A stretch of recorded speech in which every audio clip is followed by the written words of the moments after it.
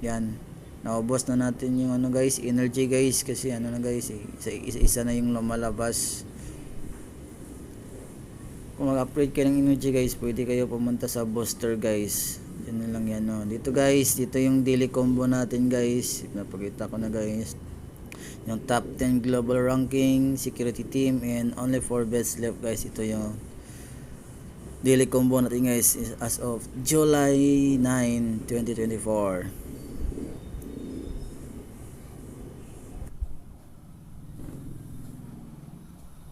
Dito sa baba, ito guys.